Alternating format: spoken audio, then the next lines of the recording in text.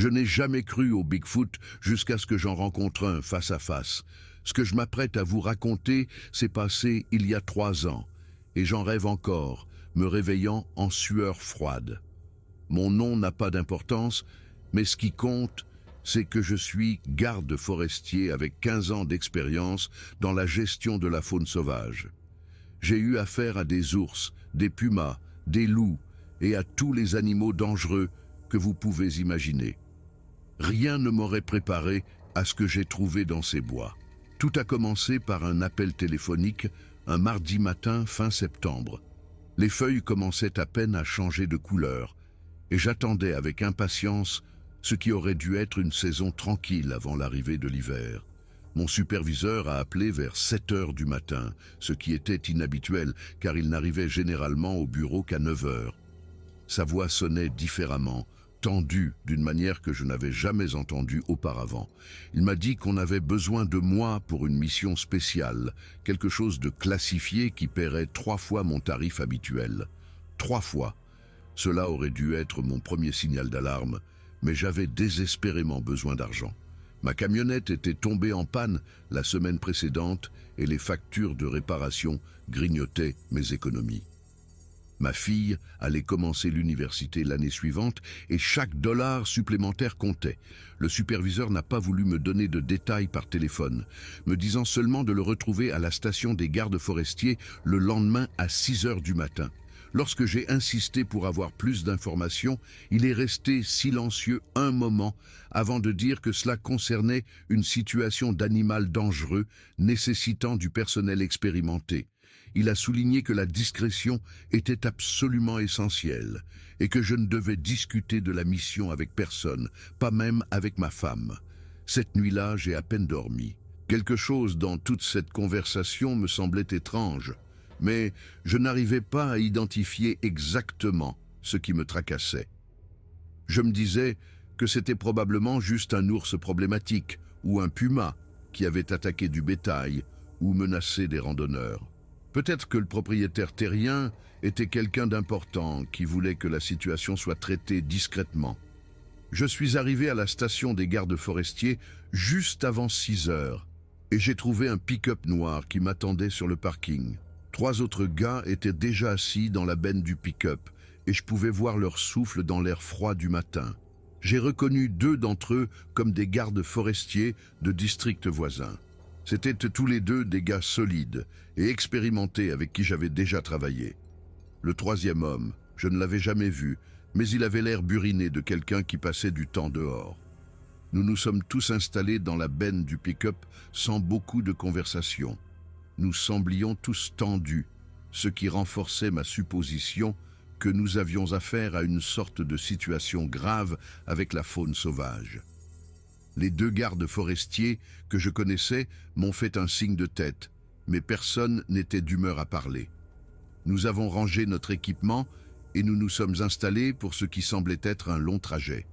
Le pick-up a quitté le parking et s'est dirigé vers les montagnes sur des routes que j'avais parcourues d'innombrables fois.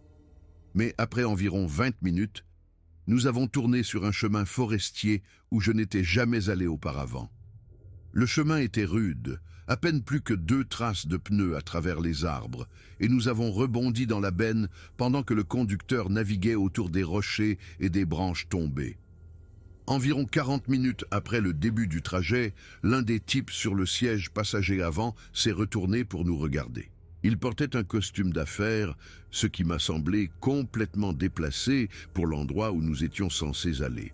Sa cravate était parfaitement nouée, ses chaussures étaient cirées et ses cheveux étaient coiffés comme s'il se rendait à une réunion du conseil d'administration plutôt qu'à s'enfoncer dans la nature pour s'occuper d'un animal dangereux. Mais ce qui a le plus attiré mon attention, c'est son expression. Le gars avait l'air terrifié. La sueur lui coulait sur le front malgré l'air frais du matin, et ses mains tremblaient légèrement tandis qu'il s'agrippait au dossier de son siège. Ses yeux avaient le regard large et tourmenté de quelqu'un qui n'avait pas dormi depuis des jours. Il nous a fixés chacun pendant un long moment avant de s'éclaircir la gorge. Sa voix était tremblante quand il a finalement parlé. Rien à voir avec le ton confiant que l'on attendrait de quelqu'un portant un costume cher. Il nous a dit que nous allions tous recevoir plus d'argent que nous n'en avions jamais gagné pour un seul travail. En échange, nous devions garder le silence sur tout ce que nous verrions là-bas. Tout. La situation était classifiée. Et si la nouvelle se répandait, il y aurait de graves conséquences. Il n'a pas élaboré sur la nature de ces conséquences, mais la peur dans sa voix a clairement indiqué qu'il ne faisait pas de menace en l'air. La façon dont il a délivré ce message n'était pas exactement menaçante, mais il y avait quelque chose dans ses yeux qui semblait être de la pure peur désespérée, comme s'il avait aussi peur de cette situation que nous étions censés l'être. Nous avons échangé des regards, mais personne n'a rien dit. Le silence dans cette benne de pick-up est devenu lourd et inconfortable. Je me suis surpris à étudier le type en costume de plus près pendant que nous continuions à rouler. Il n'arrêtait pas de regarder sa montre et de jeter un coup d'œil en arrière vers la forêt derrière nous, comme s'il s'attendait à ce que quelque chose nous poursuive. Ses mains ne cessaient de trembler et il continuait à s'essuyer la sueur de son front, malgré le fait que l'air du matin était assez froid pour que le reste d'entre nous porte des vestes. Après une autre heure de conduite sur des chemins de plus en plus chaotiques, nous nous sommes finalement arrêtés dans ce qui pouvait à peine être appelé une clairière. C'était plutôt un endroit où quelqu'un avait abattu suffisamment d'arbres pour garer un véhicule. La forêt nous serrait de tous côtés, sombre et dense, et d'une manière étrange, menaçante, même sous la lumière du soleil du matin. Le type en costume est sorti du pick-up et s'est dirigé vers la porte arrière, portant une mallette en cuir qui avait l'air chère et complètement déplacée. Il a posé la mallette sur la porte arrière et en a sorti une carte topographique détaillée du genre que l'armée utilise. La carte montrait des caractéristiques du terrain que je ne reconnaissais pas, bien que je pensais connaître assez bien cette région de la forêt. Il a pointé un endroit au cœur de la nature où nous étions censés établir le camp, peut-être à 8 ou 10 miles de là où nous nous trouvions. Il a ensuite indiqué une autre zone à environ 2 miles du campement où nous devions installer des pièges. Son doigt tremblait pendant qu'il traçait l'itinéraire que nous devions emprunter. L'animal que nous pourchassions était grand et agressif. Il nous a dit qu'il avait attaqué plusieurs randonneurs au cours du dernier mois, bien qu'il ait été vague sur les détails de ses attaques. Nous devions le contenir, de préférence vivant si possible, mais l'usage de la force létale était autorisé si nécessaire. Il a souligné que la créature était extrêmement dangereuse et que nous ne devions pas la sous-estimer, quelle que soit notre expérience avec la faune sauvage. Alors que nous commencions à décharger l'équipement du pick-up, mon sang s'est glacé. Ce n'étaient pas des pièges à animaux ordinaires, c'étaient des pièges à ours, mais massifs, plus grands que tout ce que j'avais vu en 15 ans de gestion de la faune sauvage.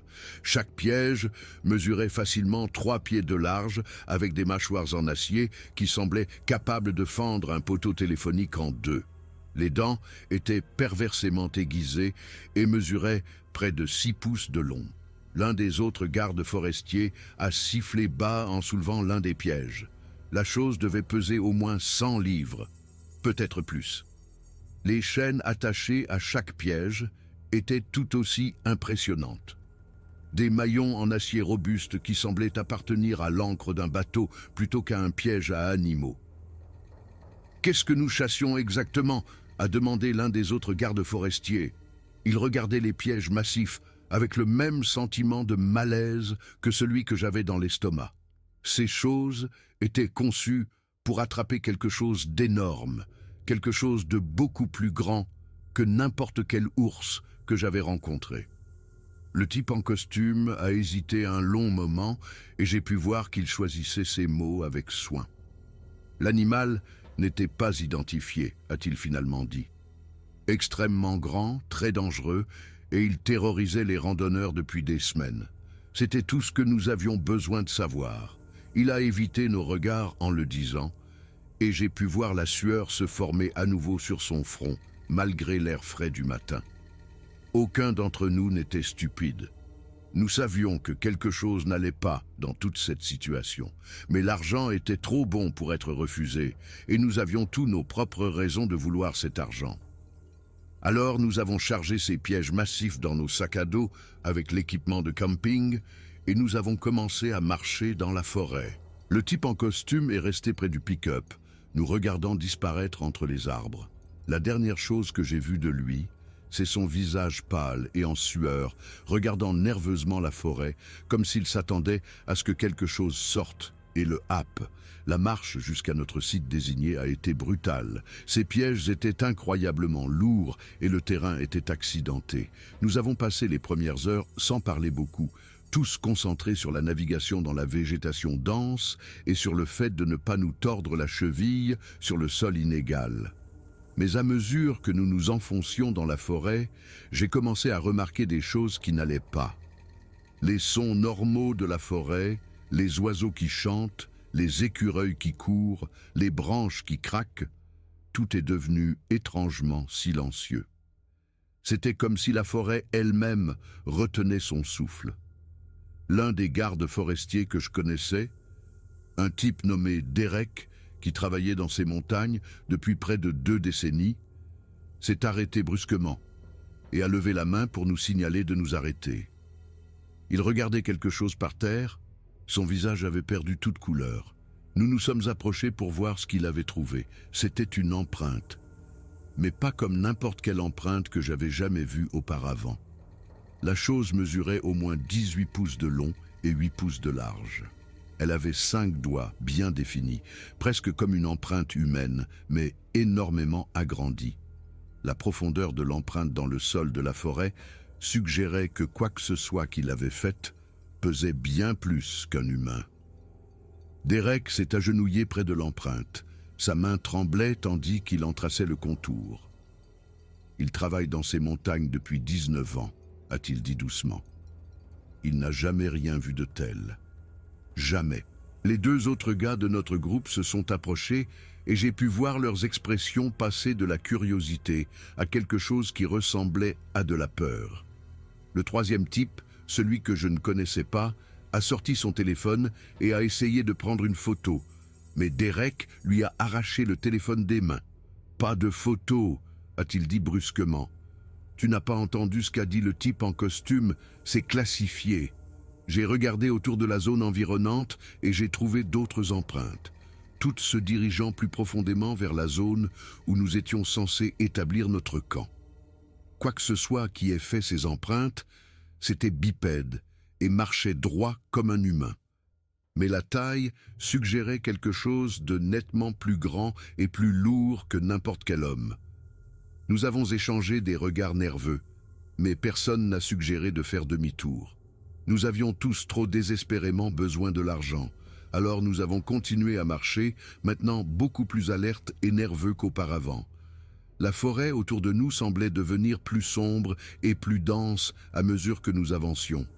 Les arbres ici étaient vieux, d'énormes sapins et cèdres qui bloquaient la majeure partie de la lumière du soleil. La végétation sous nos pieds était épaisse et difficile à traverser. Et ce silence surnaturel a continué. Pas un seul oiseau qui chante, pas d'écureuil, même pas le bruit du vent dans les branches. C'était comme si chaque être vivant de cette forêt avait fui la région.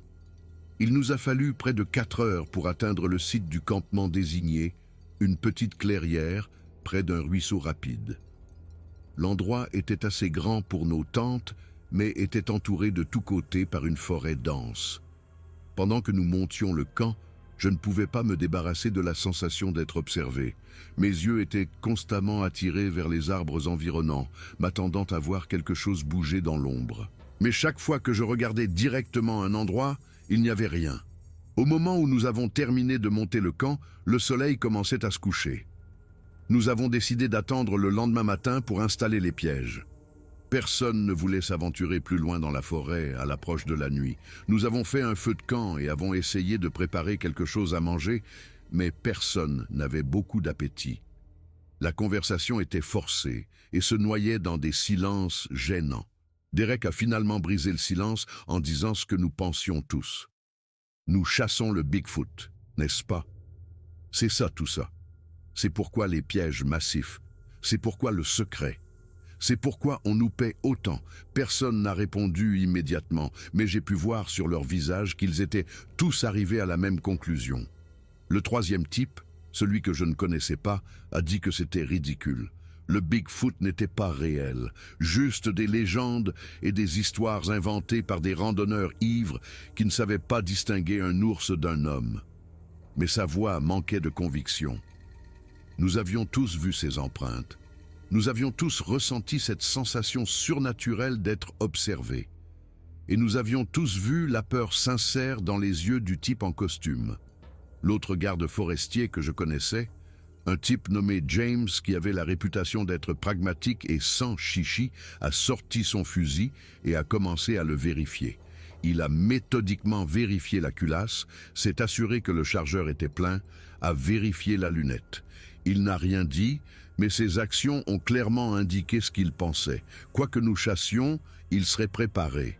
Les autres ont suivi son exemple, vérifiant nos armes et notre équipement.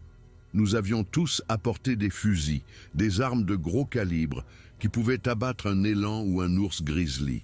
Mais en regardant ces pièges massifs empilés sur le bord de notre camp, je me suis demandé si même cela suffirait.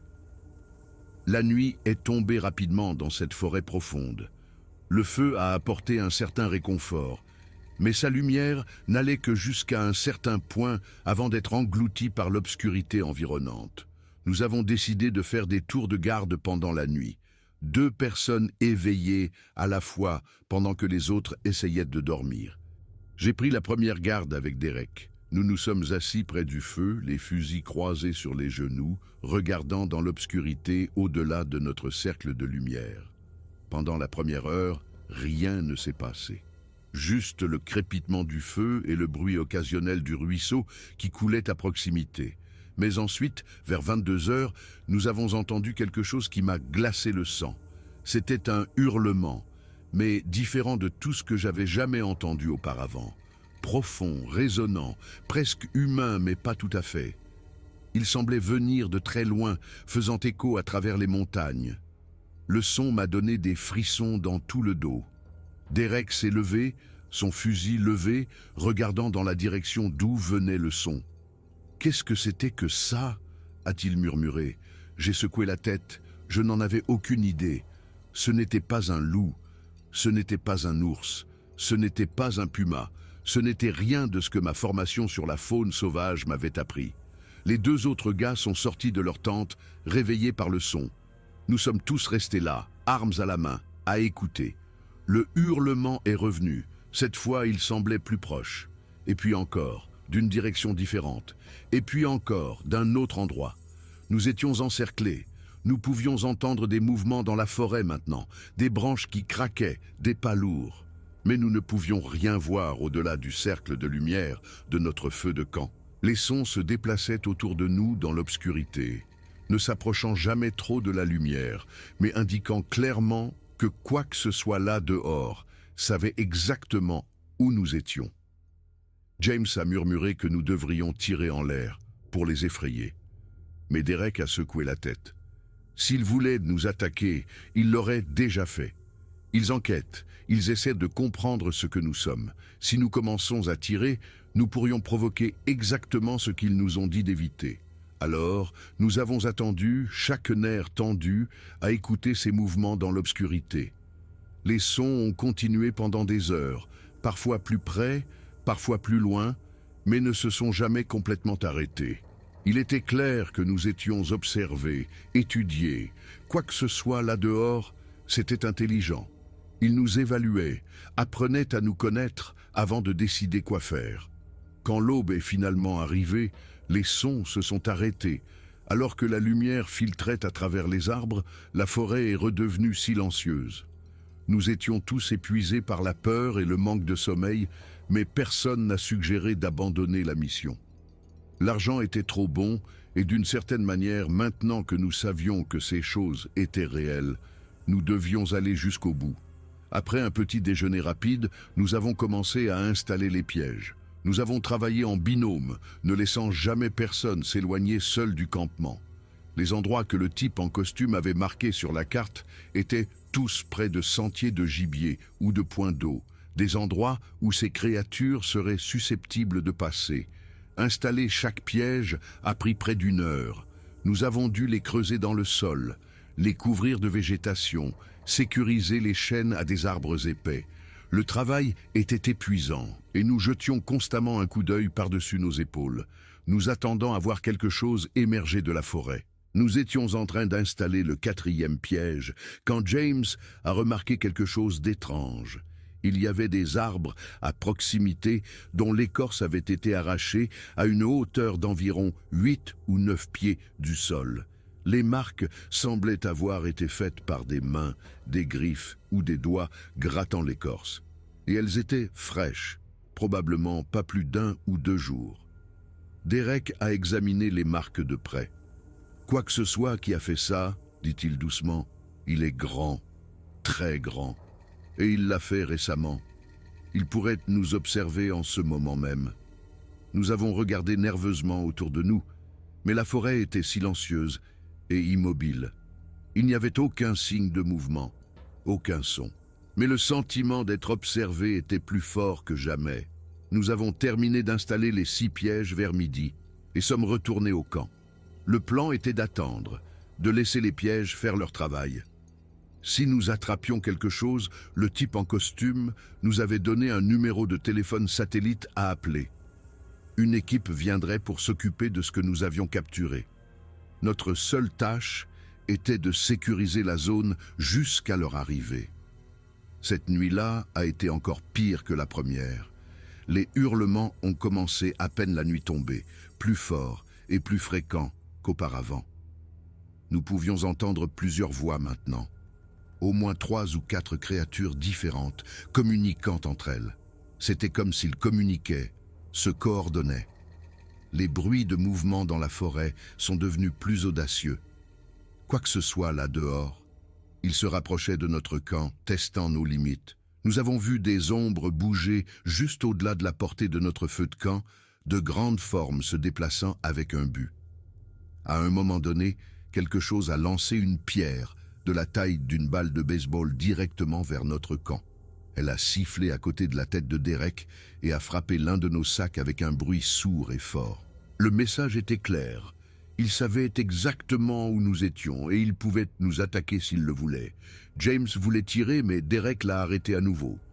Il n'attaquait pas encore. Il nous envoyait juste un message. Si nous commençons à tirer, cela pourrait rapidement dégénérer, mais gardez vos armes prêtes. S'ils traversent le cercle de lumière, tirez d'abord et posez les questions après. Nous avons passé une autre nuit sans dormir, à écouter ces sons dans l'obscurité, à voir ces ombres bouger à la limite de notre vision. Au moment où le matin est arrivé, nous étions tous épuisés et nerveux. Nous avions presque décidé de faire nos bagages et de partir quand nous avons entendu des bruits provenant des pièges. Un cri fort, presque humain dans son agonie, a résonné à travers la forêt. Puis le bruit de chaînes qui claquent et quelque chose de grand qui se débat. Nous avons saisi nos armes et avons couru vers le son. Il a fallu environ 15 minutes pour atteindre le piège, en suivant les bruits de lutte et les cris.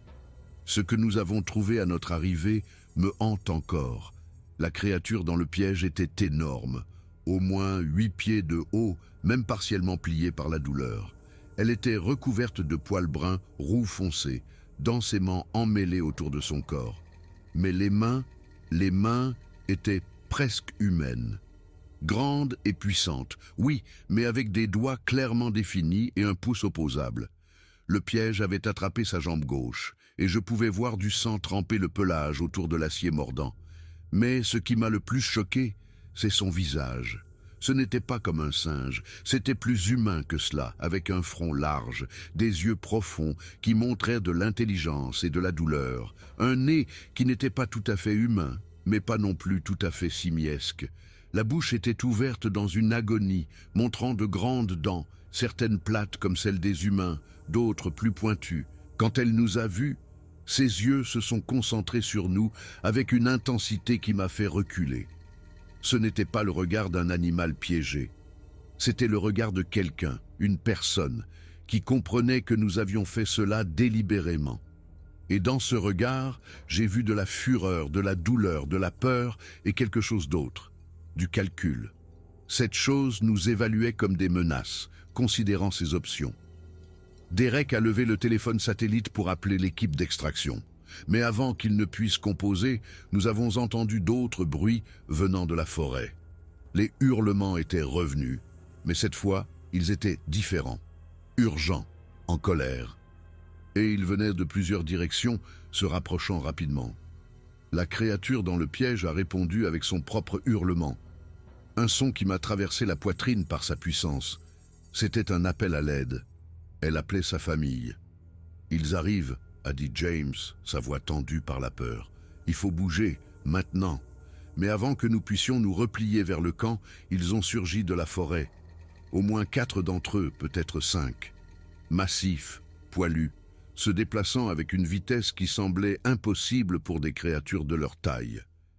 Ils ne couraient pas à 4 pattes comme des singes. Ils couraient droit, comme des humains, mais plus vite que n'importe quel humain ne pourrait se déplacer. Nous avons ouvert le feu. Le bruit des fusils était assourdissant dans le silence de la forêt. J'ai vu qu'au moins 2 de nos tirs avaient atteint leur cible. L'une des créatures qui chargeait a trébuché lorsqu'une balle a touché son épaule. Mais elle ne s'est pas arrêtée, elle n'a presque pas ralenti. Ces choses étaient incroyablement résistantes. Nous nous sommes dispersés, essayant d'obtenir de meilleurs angles de tir, mais elles étaient sur nous trop vite. L'une des créatures a attrapé James, ses mains énormes enveloppant son torse comme un enfant qui agrippe une poupée. James a crié, tirant son fusil en l'air alors que ses pieds quittaient le sol. La créature l'a soulevé, le regardant comme si elle décidait quoi faire de lui. Pendant un terrible moment, j'ai pensé que nous allions le voir être déchiqueté devant nous. Mais ensuite, elle a jeté James sur le côté, pas de toutes ses forces, juste assez pour l'envoyer voler sur 10 pieds à travers l'air pour atterrir lourdement contre un arbre. James n'a pas bougé après ça. Je ne pouvais pas savoir s'il était mort ou inconscient. Les autres créatures se sont dirigées vers celles qui étaient piégées. Elles ne nous ont pas attaqués directement. Au lieu de cela, elles se sont concentrées sur la libération de leurs membres de famille. J'ai vu l'une d'elles saisir les mâchoires en acier du piège, les muscles se gonflant sous sa peau alors qu'elle tirait. Le métal a crié en protestation, mais la créature n'a pas lâché prise. Avec un rugissement qui a secoué mes côtes, elle a arraché le piège, brisant les mâchoires en acier comme si c'était des brindilles. La créature blessée s'est libérée, boitant mais se déplaçant. Une autre des créatures l'a soutenue, l'aidant à se lever. Et puis, avant de se retirer dans la forêt, les créatures nous ont regardés. Elles nous ont vraiment regardés. Et dans ses yeux, j'ai vu quelque chose que je n'oublierai jamais. Ce n'était pas seulement une fureur animale, c'était un jugement. Elle nous avait évalués et avait décidé que nous ne valions pas la peine d'être tués, du moins pas aujourd'hui. Mais le message était clair. Si nous revenions, si nous essayions encore, elles ne seraient pas aussi miséricordieuses. Elles se sont évanouies dans la forêt, se déplaçant silencieusement malgré leur taille. En quelques secondes, c'était comme si elles n'avaient jamais été là. Nous avons couru vers James. Il était vivant, respirant mais inconscient. Il avait un énorme hématome à l'arrière de la tête et probablement des côtes cassées à cause de la prise de cette chose. Mais il était vivant. Derek a appelé l'équipe d'extraction sur le téléphone satellite. Il leur a dit que nous avions une urgence médicale et que nous avions besoin d'une évacuation immédiate. Il n'a pas mentionné que nous avions perdu la créature. Il n'a pas mentionné l'attaque. Il a juste dit que James était gravement blessé et que nous devions partir. Il nous a fallu 3 heures pour ramener James au point d'extraction, en nous relayant pour le porter sur une civière improvisée que nous avons fabriquée avec du matériel de camping. À chaque pas, je pouvais sentir des yeux nous observer depuis la forêt. Mais les créatures ne se sont plus montrées. Elles nous ont laissé partir. Quand nous sommes finalement arrivés à la clairière où elle nous avait laissés à l'origine, le type en costume nous attendait avec un hélicoptère médical. Il avait l'air encore pire que la dernière fois que nous l'avions vu, son costume froissé, son visage pâle et émacié. Quand nous lui avons raconté ce qui s'était passé, que nous en avions attrapé une, mais que d'autres l'avaient libérée, j'ai pensé qu'il allait s'évanouir. Au lieu de cela, il a juste hoché la tête, comme s'il avait anticipé quelque chose comme ça. James a été chargé dans l'hélicoptère et emmené hors de la zone. Le reste d'entre nous a été ramené en véhicule. Pas un mot n'a été prononcé pendant tout le trajet. Quand nous sommes arrivés à la civilisation, on nous a fait signer des documents, accords de confidentialité, décharges, toutes sortes de paperasses juridiques. On nous a payé l'argent promis, plus de l'argent supplémentaire pour le danger dans lequel nous avions été mis. Le message était clair. Prenez l'argent, gardez le silence et oubliez que cela soit jamais arrivé. Nous n'avons jamais reçu d'explication officielle de ce que nous avions trouvé dans cette forêt. En ce qui concerne la paperasse, rien d'inhabituel ne s'était produit, mais je savais mieux. Et je pouvais voir à la façon dont les autres gardes forestiers me regardaient que la rumeur se propageait par des canaux non officiels sur ce qui s'était réellement passé là-bas. Il y avait des rumeurs sur des rencontres similaires dans d'autres parties du pays, des histoires sur des équipes gouvernementales d'élite spécialisées dans la gestion de situations cryptides, des murmures sur des installations où des spécimens capturés étaient étudiés. En un mois, j'ai appris que toute la zone forestière où nous avions été déployés avait été silencieusement fermée au public. La raison officielle était des conditions de sol instables qui rendaient la randonnée dangereuse. Mais quiconque connaissait la région savait que c'était absurde. Des barrages routiers ont été mis en place, des panneaux d'interdiction d'accès ont été installés et toute la région a été déclarée hors limite pour les civils. Mais j'ai entendu par des canaux non officiels qu'ils avaient fait venir des spécialistes, des anthropologues, du personnel militaire, des gens avec de l'équipement que nous n'avions jamais vu auparavant. Quoi que soient ces créatures, le gouvernement était très intéressé à les étudier et à garder leur existence secrète du public. Je n'ai jamais su ce qui était arrivé à la créature que nous avions capturée, bien que j'aie mes soupçons. Une partie de moi espère qu'ils l'ont laissé retourner auprès de sa famille une fois qu'ils ont terminé les recherches qu'ils voulaient faire. Mais étant donné l'intérêt apparent de ces scientifiques du gouvernement, je doute que cela ait été aussi simple. 6 mois plus tard, j'ai demandé un transfert dans une région différente, quelque part aussi loin de ces bois que possible. J'ai dit à mon superviseur que c'était pour des raisons personnelles et il n'a pas demandé de détails, mais je pense qu'il a compris que certains d'entre nous qui avaient été sur cette mission avaient besoin de distance par rapport à ce que nous avions trouvé.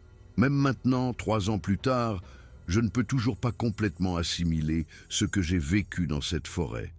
Parfois, je me réveille au milieu de la nuit en pensant entendre ces hurlements grondants résonner dans l'obscurité, où je me surprends à scanner des lignes d'arbres à la recherche de formes massives qui ne devraient pas exister.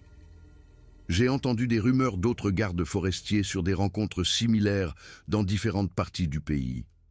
Des observations qui sont étouffées, des preuves qui disparaissent, des témoins qui sont transférés ou qui décident soudainement de prendre leur retraite plus tôt. Il existe un réseau informel de personnes qui ont eu des expériences comme la mienne, et parfois nous partageons des informations discrètement hors enregistrement. La position officielle, bien sûr, est que ces créatures n'existent pas. Tout rapport d'observations inhabituelles est attribué à des ours mal identifiés, à des canulars ou à un stress psychologique dû au travail seul dans des zones sauvages. Mais ceux d'entre nous qui les ont vus savent mieux. Ce qui me dérange le plus, c'est de comprendre combien de temps cela se produit probablement. Ces créatures ne sont pas un phénomène récent. Elles vivent dans nos forêts depuis qui sait combien de temps, se tenant cachées, évitant le contact humain. Mais à mesure que nous nous sommes étendus dans des zones plus reculées et que nous avons amélioré notre technologie de surveillance, les rencontres sont devenues plus fréquentes. La réponse du gouvernement suggère qu'il traite la situation depuis des années, peut-être des décennies. L'équipement spécialisé, les protocoles établis, le réseau de personnes qui savent comment gérer ces situations. Rien de tout cela ne se développe du jour au lendemain. C'est une opération à long terme dont la plupart des gens, y compris la plupart des employés du gouvernement, ignorent l'existence. Mais ensuite, je pense à l'intelligence de ces créatures et à leur capacité évidente à rester cachées quand elles le veulent. Peut-être que l'arrangement actuel est le mieux. Elles restent dans la nature profonde où la plupart des gens ne vont jamais. Nous restons dans nos villes et zones développées et tout le monde est plus en sécurité ainsi. J'ai pensé à démissionner complètement du service des gardes forestiers et à trouver du travail dans une ville quelque part aussi loin des zones sauvages que possible. Mais c'est la seule carrière que j'ai jamais connue. Et puis, quelqu'un doit savoir ce qui se passe réellement.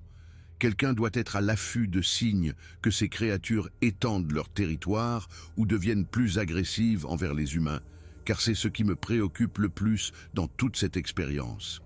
Les créatures que nous avons rencontrées ne faisaient pas que défendre leur territoire. Elles nous étudiaient, apprenaient nos capacités, nos faiblesses, notre façon de fonctionner. L'attaque coordonnée sur notre camp a démontré un niveau de pensée tactique qui suggère qu'elles sont capables de beaucoup plus que de simplement se cacher dans les bois. Que se passera-t-il lorsqu'elles décideront que la coexistence ne fonctionne plus ? Que se passera-t-il lorsque l'expansion humaine dans les zones reculées atteindra un point de rupture où les conflits deviendront inévitables ? Ces créatures sont assez fortes pour déchiqueter des pièges en acier à main nue, assez intelligentes pour planifier des attaques coordonnées, et apparemment assez nombreuses pour avoir des groupes familiaux dispersés dans différentes zones forestières. Le gouvernement a clairement des plans d'urgence pour s'en occuper. Mais je me demande si ces plans sont suffisants pour une espèce qui a réussi à éviter la détection avec succès pendant des centaines, voire des milliers d'années. Nous en avons capturé une par chance et par puissance de feu écrasante. Mais elle a été libérée en quelques heures et nous avons été complètement expulsés de leur territoire. Les rapports officiels de notre mission étaient fortement censurés et classifiés, mais je sais qu'ils sont utilisés pour développer de nouveaux protocoles pour les rencontres futures. Il y a des gens dans des installations gouvernementales quelque part qui étudient chaque détail de notre expérience, essayant de comprendre les capacités de ces créatures et de développer de meilleures méthodes pour s'en occuper. Mais j'espère qu'ils envisagent aussi la possibilité que la meilleure approche soit simplement de les laisser tranquilles. Notre brève rencontre a démontré que ces créatures sont parfaitement capables de se défendre et de défendre leur territoire. Peut-être que la chose la plus intelligente que nous puissions faire est d'établir des limites claires et de les respecter. La forêt où nous avons eu notre rencontre reste fermée au public. Et je sais qu'il y a des stations de surveillance dispersées dans toute la région. Capteurs de mouvement, caméras, dispositifs d'écoute, tout conçu pour suivre les mouvements et les schémas comportementaux des créatures. C'est comme s'ils avaient transformé toute la région en une installation de recherche géante. Je me demande ce qu'ils auront appris de toute cette surveillance. Les créatures sont-elles toujours là ou se sont-elles déplacées plus profondément dans la nature pour éviter la surveillance humaine? Comprennent-elles qu'elles sont observées? Et si oui, comment s'adaptent-elles à cette connaissance? Ce sont des questions auxquelles je n'aurai probablement jamais de réponse. Nous restons donc dans la situation étrange où un petit nombre de responsables gouvernementaux et de chercheurs connaissent l'existence d'espèces humanoïdes inconnues, tandis que le reste du monde reste ignorant. C'est un secret qui devient de plus en plus lourd à porter au fil du temps. Surtout lorsque je vois des familles partir en camping dans des régions où ces créatures pourraient être présentes. Si vous ne croyez pas cette histoire, c'est bon.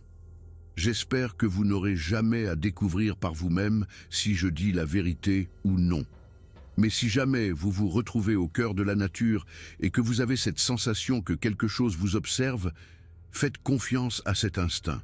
Si vous entendez des sons qui ne correspondent à aucun animal que vous connaissez, si vous trouvez des empreintes trop grandes et trop semblables à des empreintes humaines, si la forêt devient complètement silencieuse autour de vous, sortez de là. N'essayez pas d'enquêter, n'essayez pas d'obtenir des photos ou des preuves. Partez aussi vite et silencieusement que vous le pouvez. Et ne regardez pas en arrière, car une fois qu'ils sauront que vous les avez vus, ils n'oublient pas et ils ne pardonnent pas. Tout ce que je sais, c'est que ces créatures sont réelles. Elles sont intelligentes et elles sont toujours là dehors. Et tous ceux qui s'aventurent sur leur territoire méritent de savoir dans quoi ils pourraient s'aventurer. Pour l'instant, elles semblent contentes de rester dans la nature profonde, loin des populations humaines. Mais le changement climatique, la déforestation et l'expansion continue du développement humain dans les zones reculées signifient que les rencontres deviendront probablement plus fréquentes. Et quand elles le feront, nous aurons besoin de personnes qui comprennent vraiment à quoi nous avons affaire. Pour d'autres histoires intéressantes, consultez ceci.